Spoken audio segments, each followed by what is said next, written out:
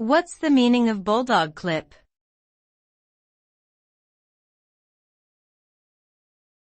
Bulldog clip.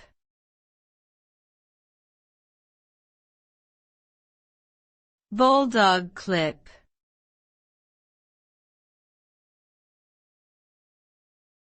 Bulldog clip.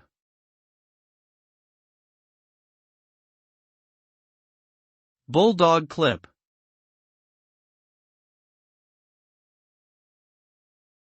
A bulldog clip is a spring-loaded clip used to hold papers or other materials together. It typically consists of two flat metal strips, bent at the midpoint so that they form a shape similar to a bulldog's face and jaws. The clip works by compressing the material between its jaws, which grip firmly and securely. Bulldog clips are often used in offices or classrooms for holding documents together, displaying artwork or posters, or keeping stacks of paper organized. They are also commonly used in crafting and DIY projects.